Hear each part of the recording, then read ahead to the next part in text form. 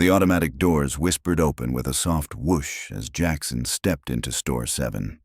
His posture was calm, almost casual, but his gaze carried a subtle intensity, like someone who wasn't just browsing. He wore a simple blue shirt and worn-in jeans, the kind that spoke of comfort over status. No flashy name tag, no assistant trailing behind. Just a man among others, blending in. But he wasn't here for just a TV. He wandered slowly down the aisle, his steps deliberate, thoughtful. Each row reflected bright images of smiling families and pristine landscapes. He paused in front of a 55-inch Samsung. The tag beneath it shouted in bright yellow, "Today only, $849. The screen was spotless. No scratches, no tape residue. It looked new, trustworthy. Jackson tilted his head slightly and flagged down the nearest employee. "Excuse me," he said. Mason turned lazily, eyes half-lidded, gum clicking as he chewed. "Yeah?" Jackson pointed calmly. "This TV, $849, is that right?" Without even glancing at the tag, Mason scoffed. "Nah, man, that's wrong. Should be $1,600. They just haven't updated the sign." Jackson didn't flinch. He just nodded. No protest, no further question. Mason had already turned his back. As he stood there, surrounded by rows of flickering screens and polished dials, a thought brushed across his mind like a shadow. All I asked for was clarity. Instead, I got dismissed. And for some reason, that stung more than it should have. High above the city, in a penthouse office flooded with morning light, Jackson sat behind a sprawling desk of glass and steel. 3 monitors glowed like sentinels, broadcasting endless streams of KPIs, revenue charts, year-over-year comparisons. All green, all good, the kind of numbers shareholders drool over. But Jackson leaned back, fingers gently tapping the surface, his eyes fixated on one blinking red line. Store 7. Slight dip in conversion, slight drop in traffic. Not alarming, yet, but enough to catch his attention, enough to whisper, "Look closer." Silence wrapped around the office like a second skin, broken only by the hum of ventilation. On the desk, a photo stood in a modest frame. His father, outside Store 1, sleeves rolled, laughing with a young employee. It wasn't posed. It was real. It was before all this. Jackson stared at it. Not with longing, not with nostalgia, with something more tangled, like guilt and confusion had shaken hands. He turned back to his screens. Perfect symmetry, ideal margins, but deep inside, something didn't sit right.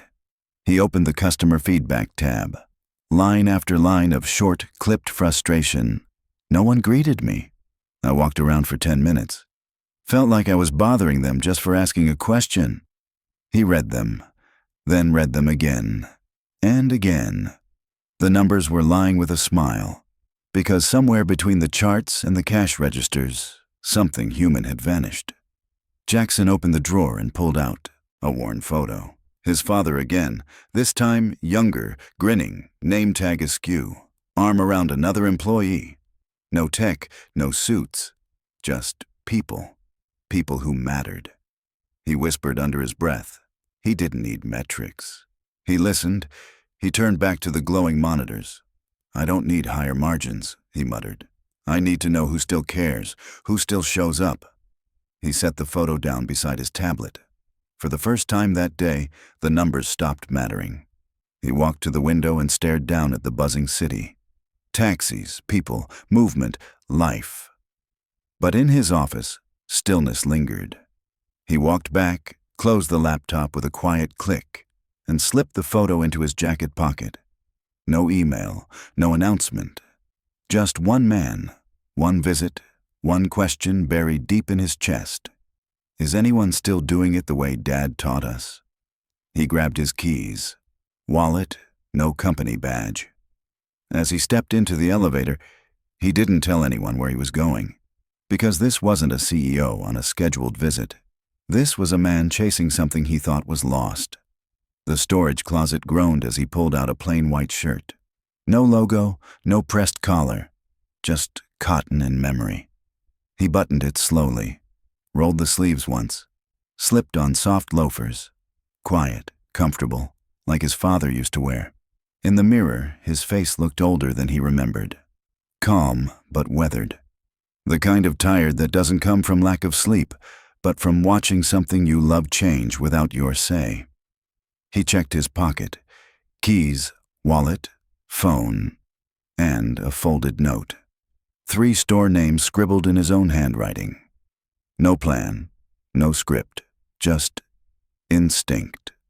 The garage light flickered as he opened the car door. The click echoed like a promise. He wasn't just going back to a store. He was going back to find out if the soul of the company his father built still lived, somewhere beneath all the gloss. Jackson sat in the car for a moment longer, the hum of early morning filling the stillness outside. The rising sun cast a warm, golden light over the dashboard, but inside, something far colder stirred. This wasn't about checking in or conducting an audit. It was about one simple human truth. Something didn't feel right anymore. And today, he wasn't the CEO. He was just a man walking into his own company to ask the kind of question most leaders are too far removed to hear the answer to. The glass doors of Store 7 parted with a soft hiss, greeting him with clinical brightness.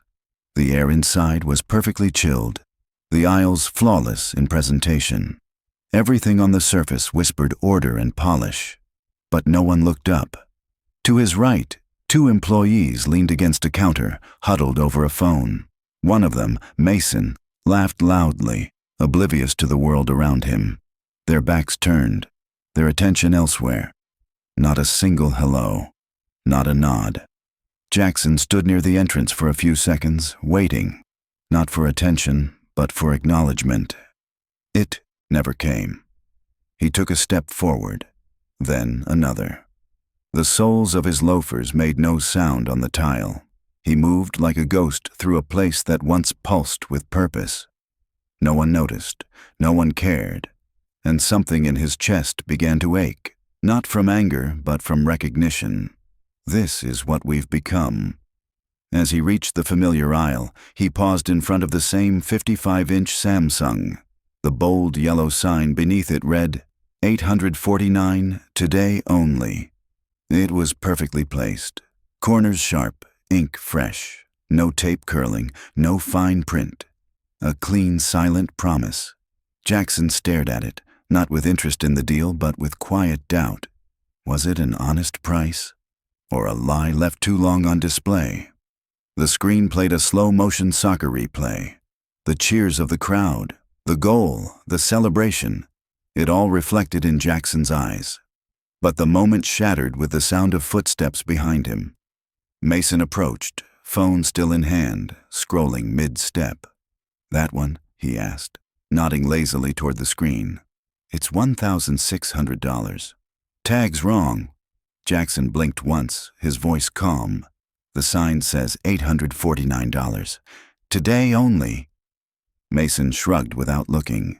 "Yeah, that's probably from last week. Happens all the time. No one updated it. Trust me.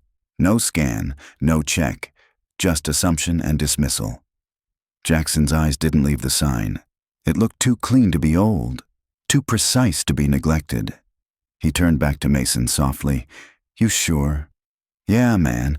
I've worked here long enough to know." And just like that, Mason walked off, thumbs dancing across his phone again.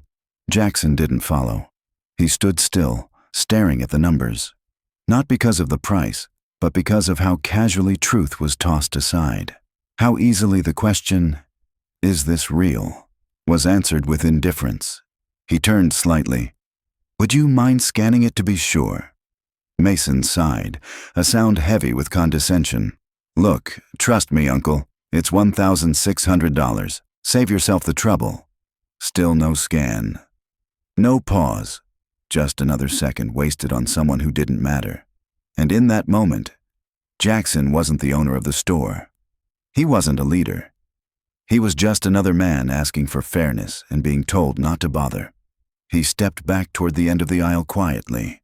From the corner of his eye, he saw Mason rejoin his co-workers, phone raised, thumbs typing. Jackson glanced at the screen just long enough to catch the words in a staff group chat. Another old guy asking for promo price. Exhausting, followed by a flood of laughing emojis. Not whispered, not hidden, just out in the open.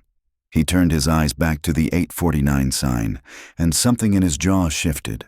A slow, quiet tension. Not from rage, but from clarity. This is the culture now. Smiling signs on the outside, shrugs and jokes on the inside. A soft crackle from Mason's walkie interrupted the scene. A voice came through. Tom, the manager. Low, firm. Reminder, everyone needs to sell 2 4K TVs today, no exceptions. Miss the quota? You lose the bonus. I'm tracking live. Mason didn't reply, but his shoulders stiffened. The thumb that was about to send another message hesitated, then clicked anyway. Jackson stood a few feet away, pretending to study a display, but every word echoed loud.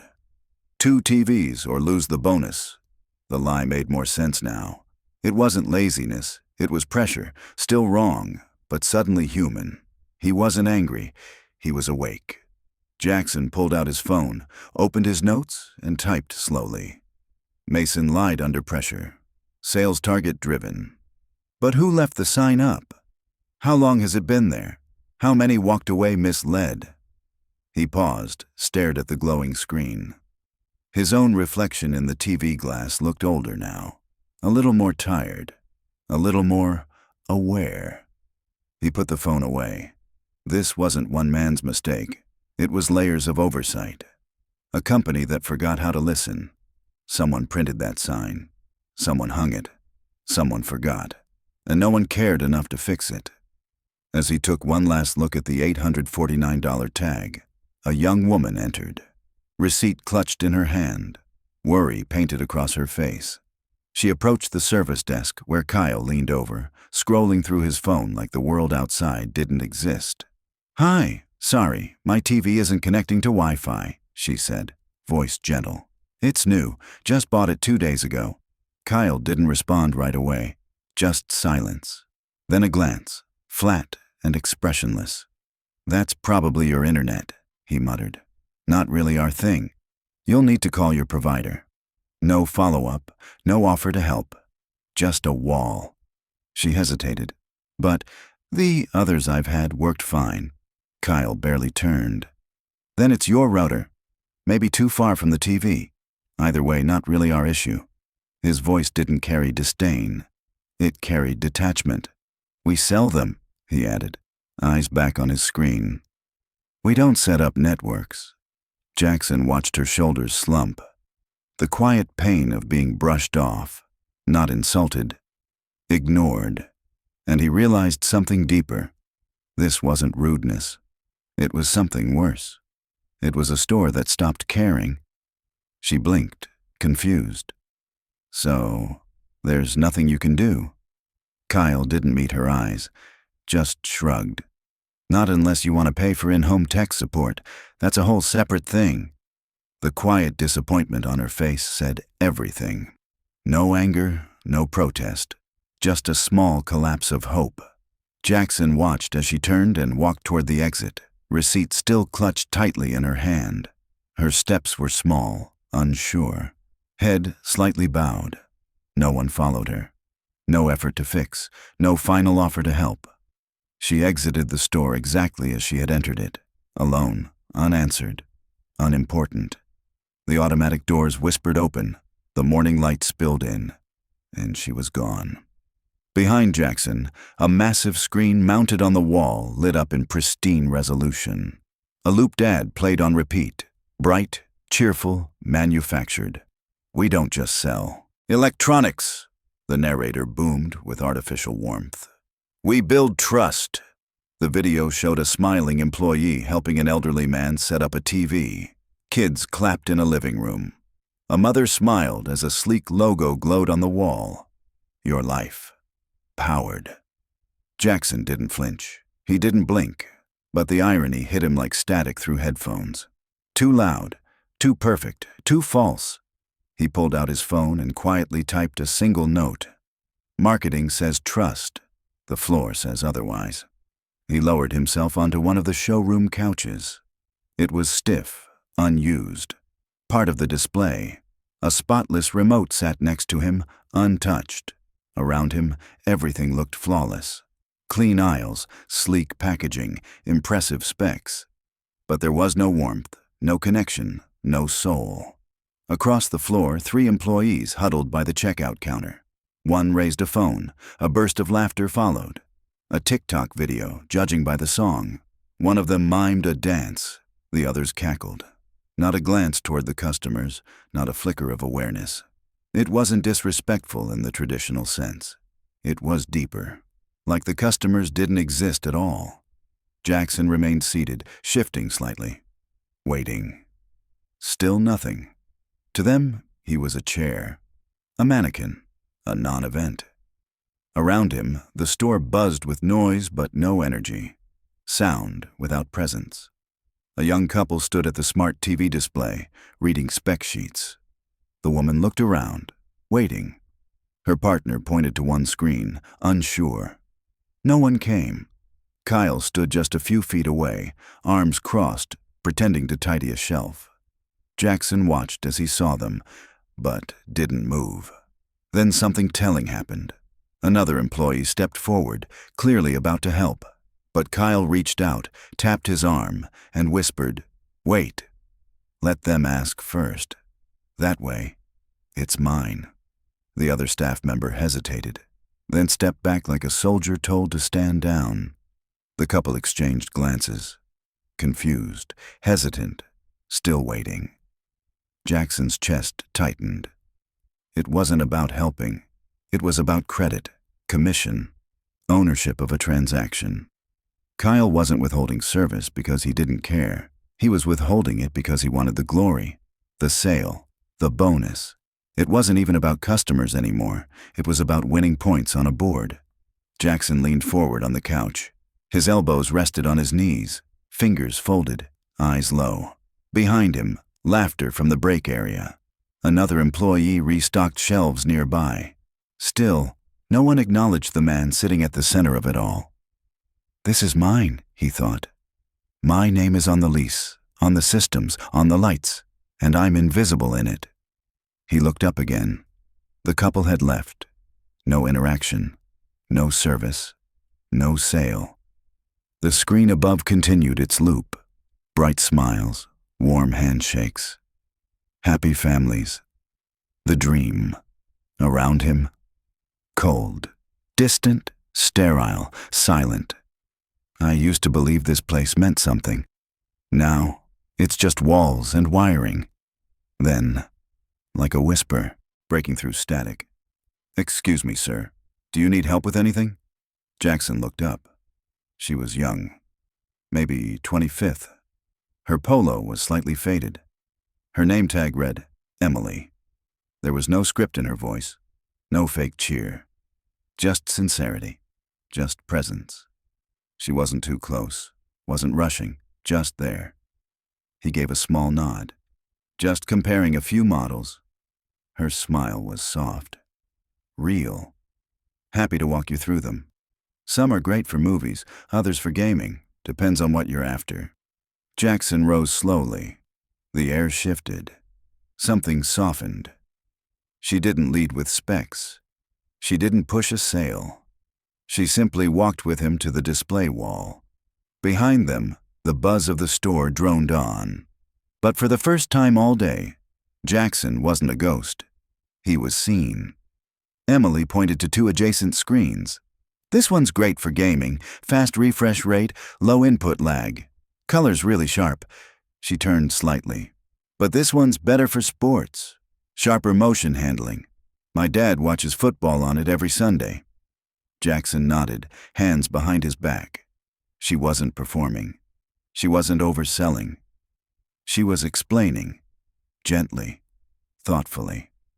She paused after each point, letting him think, letting him feel human. Depends what matters more to you, she added, eyes on his. What do you watch at home? Jackson gave a faint smile. My nephew's obsessed with soccer, non-stop. Emily chuckled. Then I'd go with this one. He'll love it. There was no tone change, no urgency, no closing tactic, just honesty. For the first time in hours, Jackson felt like a customer, not a metric. He looked between the screens, then turned to her. I'm not sure I'll buy today. Emily nodded without pause. That's totally fine, sir, she said with genuine warmth. You don't have to buy anything. I just want to help you pick the right one, wherever you get it. No pitch, no pressure, just presence. Jackson studied her for a beat longer. No panic in her eyes, no need to impress, just pride in doing something right. Emily stepped back, offering space. If you have more questions, I'll be around. He nodded again. And something inside, tight and wound since morning, loosened. It wasn't just about TV sales anymore. It was about dignity, and one person choosing to see others even when the system around her stopped trying. Sometimes it looked just like this. As Jackson turned to leave the aisle, something made him pause. Emily hadn't moved on. She was kneeling beside the base of the TV stand, gently wiping off a fine layer of dust with a cloth from her pocket. Slow, purposeful strokes, not rushed, not robotic. Just care in motion. There was no manager nearby, no clipboard checklist, no watching eyes. Just her. She adjusted the display tag until it sat straight again, then stepped back and examined the screen. A quick smile flickered across her lips. Faint, private, unnoticed by anyone, except Jackson, who stood quietly a few feet away. She didn't do it for praise. She did it because it mattered to her. And somehow, in a morning filled with noise and absence, this quiet moment landed deeper than anything else. Jackson pulled out his phone and typed a single word into his notes. Emily. Just ahead, an elderly woman stood at the tablet section, her phone clutched in both hands, brows knit with confusion. Emily noticed. No hesitation. She moved to her side like instinct. Hi there, she said, gentle as sunlight. Need a hand? The woman smiled nervously. I want to save pictures of my grandson, before I lose them, but I don't know how. Emily knelt beside her, bringing herself eye level, her tone patient and grounding. Okay, we'll do it step by step, no rush. She took the phone with reverence, not just as a piece of tech, but something personal. Showing each tap carefully, she pointed to the cloud icon. See this? It means the photos are backing up. It's safe now. The woman's hands trembled slightly. Thank you. I was afraid to ask. Emily smiled, soft and sure. Never be. We're here for this. No mention of products, no upselling, just presence. Jackson watched from behind a display of headphones. His arms were crossed. His heart wasn't. He said nothing, but something within him finally settled. He reached for his phone again. Mason, Kyle, Emily. Underneath, he typed slowly. Attitude builds the brand. He didn't press save immediately. Instead, he stared at the words like they were still unfolding. 3 names, 1 problem, 1 answer. Down the aisle, Emily was already helping someone else, moving with grace, not because of the role she had, but because of the person she was. Jackson's thumb finally tapped save. The next morning, Jackson entered store 7 once more. Same doors, same hum. But this time, no quiet disguise, no fading into the background. His shirt was crisp, neatly tucked. A name badge clipped over his heart. Jackson, CEO. He stood in full sight. No one noticed. Mason walked past, earbuds in, carelessly tossing a product onto a shelf. Didn't look, didn't pause. Kyle leaned behind the counter, sipping from a tall coffee cup, eyes locked on his tablet. Even Emily, wheeling a cart full of HDMI cables, passed him without a glance. She hadn't seen him before, at least, not as himself. Jackson stood near the front, hands in his pockets, and waited. 10 seconds, then 20. Still invisible. Until now, invisibility had been a tactic. Today, it was truth. A floor manager approached Mason and Kyle, holding a printed note. "You two, meeting room now." Mason arched an eyebrow. "What's this about?" "Didn't say," the manager replied. "Came from upstairs." Kyle groaned. "Seriously? I've got 2 pending sales." They followed, dragging their feet, irritated more than concerned. As they moved through the hallway, they passed a mirrored panel. Mason glanced at himself, straightening his collar. "Probably some new tracker," he muttered. Kyle smirked. "Better not be another role play. Waste of time." They entered the small conference room. Jackson sat at the head of the table. Calm, still, waiting. Mason froze mid-step. Kyle blinked. Neither spoke, but something in the air had shifted. Jackson didn't raise his voice. He didn't need to. "I'm the CEO," he said quietly. Silence. Mason's shoulders sank. Kyle stiffened, unsure where to look. Jackson leaned forward, elbows on the table. His words were clear, surgical. "Yesterday, I asked about a TV. The one marked $849. You told me it was $1,600. Told me not to bother, didn't even scan it." Mason opened his mouth. Nothing came out. "You didn't know who I was," Jackson continued, still calm. "And that's okay." A pause. "What's not okay is how you made me feel, and how many others you've likely treated the same." Kyle looked down. Mason stared at the floor. Jackson's gaze didn't waver. "You followed a quota. You followed pressure. But no one told you to ignore someone asking for help." Kyle lifted his eyes, defensive. "We're told 2 4K TVs a day. No exceptions." Jackson nodded once. "You followed the numbers." He leaned in, his voice low. "But pressure is not permission to forget decency." Mason remained silent. "You weren't rude," Jackson said. "You were indifferent, and that's worse." The room shrank around them. Jackson's words, steady as stone. "You're not being let go because of a mistake," he continued. He met Mason's eyes, then Kyle's. "You're being let go because I can't trust you." Neither man argued. They knew. This company can survive a missed sale. It can't survive people who treat others like problems to be avoided. He stood, slow, intentional. "Trust is what we're supposed to sell, and you broke it without thinking twice." He didn't tell them to leave.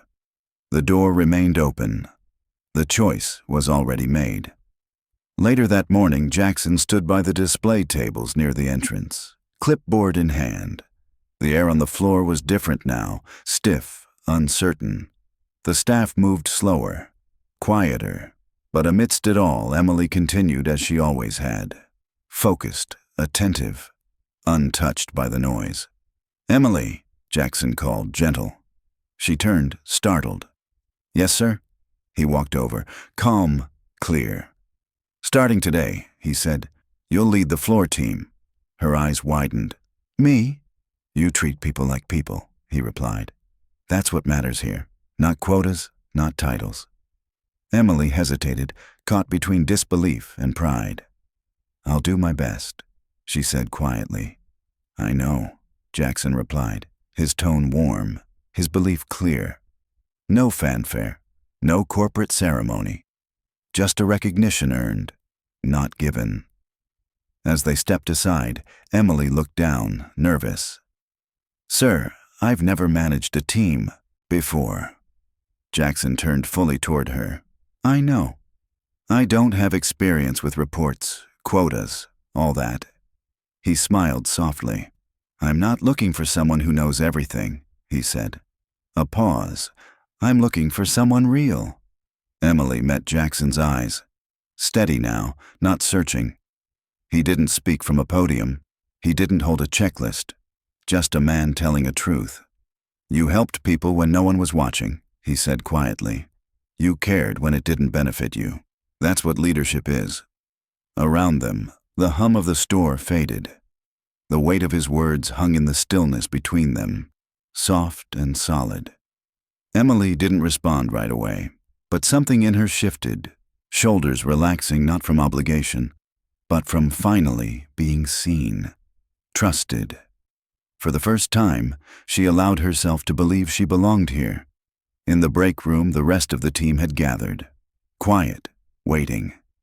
Emily stood at the front, no clipboard in hand, no formal announcement. Just a young woman with clarity and a voice. "I'm not here to give a speech," she began, her tone clear but calm. Heads lifted. "Just one rule," she said, pausing. "No one gets ignored, not in this store." The silence was thick, but not resistant. Just listening. If someone walks in, we see them. If someone looks lost, we help. Doesn't matter if they buy or not. Another beat. Because the way we treat people, that's the brand now. She didn't raise her voice. She didn't need to. The strength was in her stillness. It wasn't authority. It was presence. A single rule. But it was enough to begin again. Later, Travis leaned against a shelf near the TV wall. One earbud in, scrolling through his phone. Same habits. Emily walked past, paused, then turned. "Travis?" He didn't look up. "Can you take out the earbud for a second?" He sighed, long and slow, pulling it halfway. "Yeah?" Emily remained calm. "You heard the new rule, right?" He shrugged. Yeah, got it." She nodded. "Good, because it starts with us, even when no one's watching." He didn't respond, but the phone disappeared into his pocket. It wasn't rebellion. It was adjustment. A moment where someone began to realize they were being seen differently now, and maybe, just maybe, expected to rise to something better. Just beyond the aisle, Jackson had watched the whole thing. He stepped into view. Travis turned, straightening slightly. Jackson didn't reprimand. He didn't scold. "You didn't do anything wrong," he said quietly. Travis looked relieved, until Jackson added, "But you didn't do anything at all." The words landed, not as accusation, as truth. "Being here isn't enough," Jackson continued. "Showing up isn't the job. Engaging is." Travis dropped his gaze. "This place isn't built on punishment," Jackson said. "It's built on presence, the kind that makes people feel seen." He tapped the edge of the shelf lightly. "You're on the floor now. That means you represent the brand, even when it's quiet." Still no anger, just clarity. Discipline, not for breaking rules, but for forgetting why they mattered. That afternoon, the store shifted gears. 2 employees called out. Phones rang off the hook. The printer jammed. A register crashed. Boxes backed up. Lines grew. No one gave a formal order. Emily didn't panic. "Travis, returns," she said swiftly. "Just listen. Be kind. Jenna, front desk. Smile first, talk second. I'll handle the back room. If it's broken, tag it. If it's late, own it. No blame, no panic, just calm precision. Sleeves rolled, headset off." When a toddler cried near the checkout, she handed over a sticker and crouched low, whispering something funny. The child laughed. When a delivery guy barked about delays, she walked him through the invoice. Firm, but never harsh. One by one, the chaos unraveled. Not because everything was solved, but because someone had stood up instead of waiting to be saved. Leadership wasn't in her title. It was in her timing. At the entrance, a young mother stepped in. Her son, maybe 5, was cradled in one arm, a cast on the other. She held a broken remote in her free hand. "It just stopped working," she said softly. "I don't know if it's the remote or the box. I haven't slept much." Emily didn't hesitate. She knelt to the boy's eye level, offering a warm smile. "Hey there, buddy. That arm looks tough." He gave the faintest nod. She took the remote gently. "Let's see if we can fix what we can, okay?" Then she looked up at the mother. "Sometimes things break. Doesn't mean we leave them broken." The woman exhaled. It wasn't about the remote. It was about being held, if only for a moment. Marcus, across the floor, stood with an older couple near the TV wall. He listened patiently. "You don't need the 75-inch, he said kindly. "This 55 fits your space better, easier on the eyes, still 4K, still great sound." They smiled, not because they got a deal, but because they got honesty. Emily saw it from across the store. She didn't interrupt. She didn't hover. She just nodded once to herself. Not for him, not for show, because trust had taken root, without needing force. On the far edge of the store, a woman with a clipboard stood quietly. Denise, regional operations lead, sent to observe, not to interfere. She watched Emily float between departments, adjusting price tags, helping a cashier, smiling at a kid's balloon. No barks, no orders, just gravity. She wrote in the margin of her report, "Emily doesn't raise her voice, but everyone listens." She underlined it once, because leadership wasn't volume, it was influence. And in a store that once echoed with neglect, something had shifted, something had come back. The store lights dimmed with closing hour. A soft, even hum replaced the day's clamor. In the break room, Emily sat alone, back straight, a pen in hand, a notepad nearly full. She wrote one final line. "The person we need isn't the one who knows everything. It's the one who doesn't walk away when things fall apart." She paused, let it breathe, then closed the notebook gently. Behind her, footsteps. Jackson appeared in the doorway, arms folded, quiet. He didn't speak at first, then finally, with warmth and certainty, "You didn't build something today." Emily looked up, unsure. "You rebuilt something that should have never been broken." She didn't answer. She just smiled. Small, but real. Outside, the last customer stepped past the glass.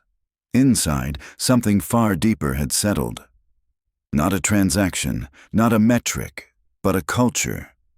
Reclaimed.